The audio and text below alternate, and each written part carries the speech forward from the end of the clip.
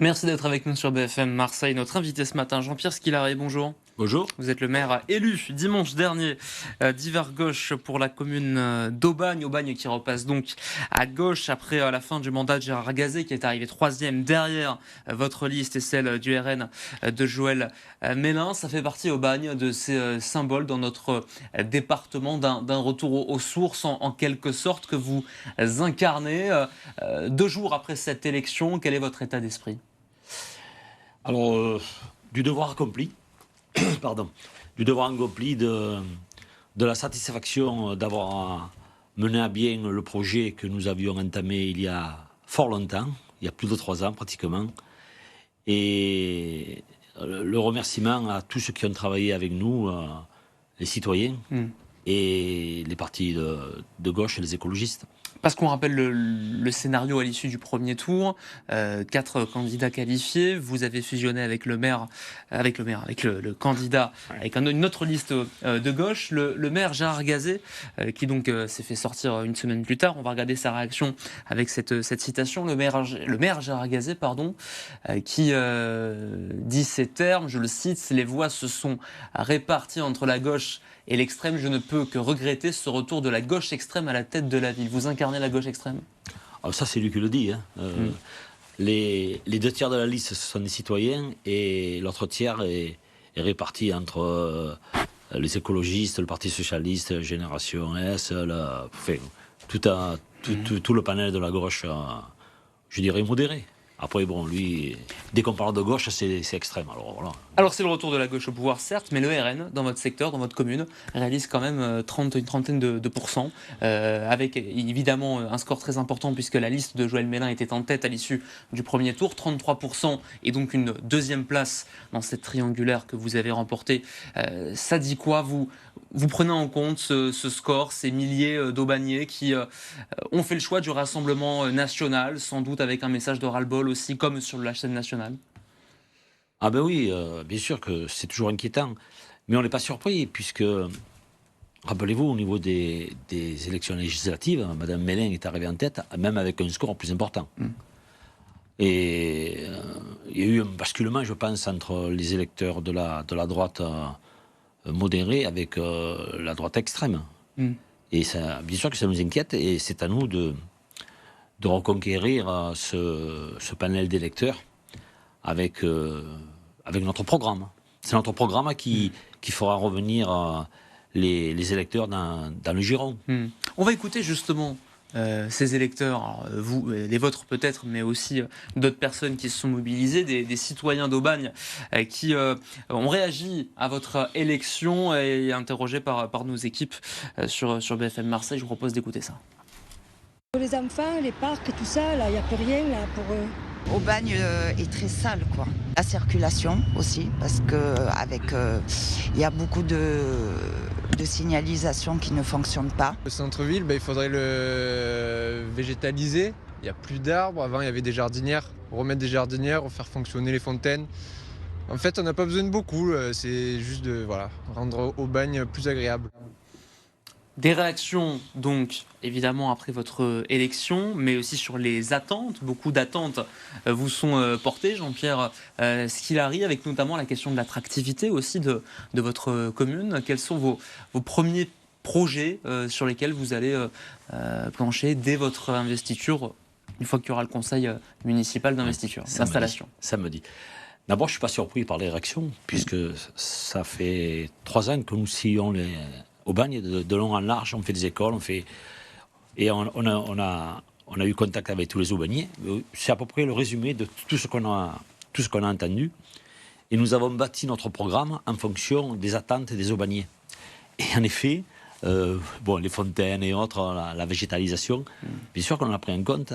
Et on veut qu'Aubagne redevienne attractive. Parce qu'elle ne l'est plus aujourd'hui, cette commune ? En tout cas, moins ? Vous savez, moi, dans mon métier, j'ai sillonné pas mal le département.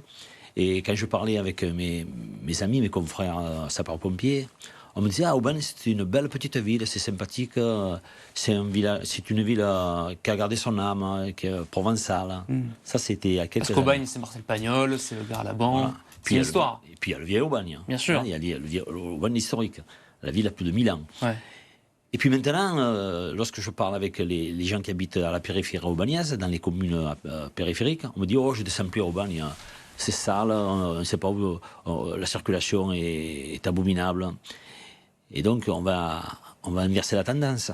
C'est-à-dire qu'on va rendre Aubagne attractif. Mais ça va passer par quoi? Quel projet? Surtout quel calendrier? Est-ce qu'il y aura des aménagements urbains? Est-ce qu'il y aura des appels à projets pour des commerces, etc.? Oui, alors, il y a Aubagne attractive et puis ensuite il y a les aménagements. Okay. Aubagne attractive, on va revenir à des spectacles de rue. Dès le mois de mai ou le mois de juin, on va faire une grande braderie qui reviendra tous les mois, un peu dans le genre de Lille. Une braderie festive, pour faire revenir les gens, pour faire travailler les commerces. Et notre projet, c'est de redynamiser le centre-ville, avec un parc urbain assez important, rénover une piscine. Donc le parc urbain, lorsqu'on a fait les sorties d'école, qu'on parlait avec les mamans, outre les écoles qui sont dans un état déplorable, et là on va faire un plan Marshall sur 6 ans pour rénover toutes les écoles. Mais les mamans nous disaient, vous savez, quand je sors de l'école, je ne sais pas où mener les enfants. Il faut que j'aille à La Ciotat, que j'aille à Gémenos, que j'aille sur Marseille, pour trouver un parc urbain. Vous vous rendez compte, une ville de 45 000 habitants, et plus même, ne pas trouver un endroit pour amener les enfants à la sortie des écoles. Donc ça, on va y travailler dessus très rapidement, avec un parc urbain dans le centre-ville, pratiquement, ouais. avec la rénovation de la piscine qui était un centre-ville. Ça fait 12 ans que cet endroit-là est en jachère. C'est quand même extraordinaire. Ça va aussi participer à l'attractivité de votre commune. Jean-Pierre Squillary, le Valtram, il arrive après de longs mois d'attente pour désengorger toute la vallée de l'Yonne, tout le pays d'Aubagne, et ensuite mieux connecter au reste de notre département, de notre région au sens large du terme. Le 6 juin, c'est la date, me semble-t-il, d'inauguration de ce Valtram. Vous l'attendez avec impatience? Alors le Valtram, ça fait beaucoup couler d'encre sur Aubagne. Pendant 2 ans, presque 3 ans, la ville a été éventrée. Alors que nous préférions qu'il rentre directement en gare d'Aubagne et qu'il utilisait les voies de la SNCF. Ça nous donnait un projet d'expansion du Valtram, ou sur Aix, ou sur Marseille. Via les voies ferroviaires. Voilà. D'accord. Donc, M. Gazet a décidé autrement, il a voulu prendre les voitures du tram. Donc, alors, le Valtram, il va se poser la question. Donc vous s'en partagez sur le Valtram, en tout cas prudent. On est prudent. D'abord, on veut la gratuité. C'est ce que j'allais vous dire ensuite, parce qu'il y a gratuité à Aubagne. Est-ce que cette gratuité pourra être assurée, perpétuée, avec l'arrivée du Valtram, l'extension de l'offre de transport? Ben là, on va travailler avec la métropole. Ouais. Et la métropole, bon, on espère qu'elle va basculer dans le bon sens pour nous. Et parce que toutes les communes ont besoin de la métropole pour se développer. La non-candidature de Martine Vassal, une aparté métropolitaine, la non-candidature de Martine Vassal, qui a perdu, ça ne vous aura pas échappé, à Marseille, pour sa succession à la métropole, vous en pensez quoi? C'est l'heure de tourner une page. La métropole a besoin d'une réforme, a besoin en tout cas de renouveau. Ah oui. Il faut peut-être arrêter le clientélisme. Qu'incarnait Martine Vassal, selon vous? Ah oui, vous savez, c'est... Bon... quand on sera aux affaires, quand la métropole sera constituée, et on espère que ce sera pour le bien des communes. Et j'insiste pour la gratuité des transports. Aubagne a été un fer de lance pour la gratuité des transports. Alors au début, on nous prenait pour des huluberlus, transport gratuit, mais c'est pas possible. Et puis quelques communes se sont mises à faire comme nous. Alors on nous a dit, Schcoville-Moyenne, ça peut aller. Puis après, la capitale de l'Estonie a été la capitale des transports, ça a été gratuit. Et puis il y a eu Montpellier. Et je suis certain que la gratuité des transports, c'est l'avenir.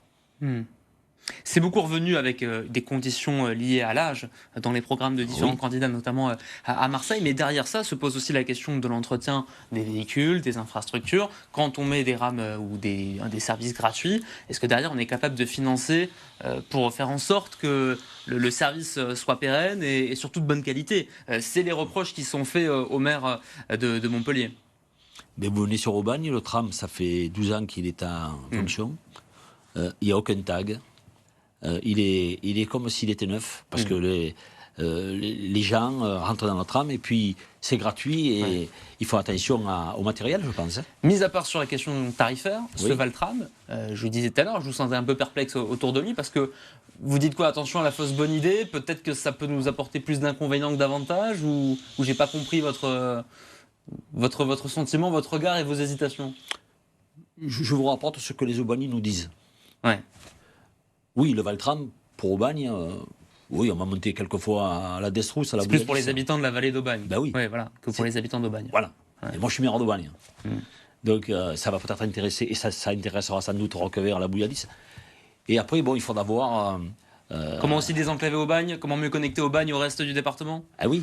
Ouais. Vous savez que si vous avez un étudiant, lorsque vous avez un étudiant sur Aubagne qui veut aller à Aix-en-Provence, c'est un calvaire pour y aller. Il faut aller descendre à Marseille, il faut prendre le train, le bus. Alors qu'on aurait pu faire une ligne directe Aubagne-Aix avec le Valtram, enfin avec le train-tram.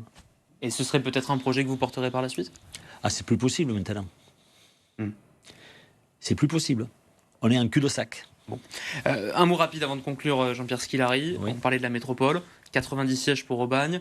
Avec Marseille, vous êtes deux des communes les plus importantes. Vous espérez peser dans le débat, peser dans la balance après cette présidence de Martine Vassal et cette puissance incarnée par son camp qui a remporté quand même des villes. Je pense du côté d'Allo, de Salon de Provence, d'Aix-en-Provence également.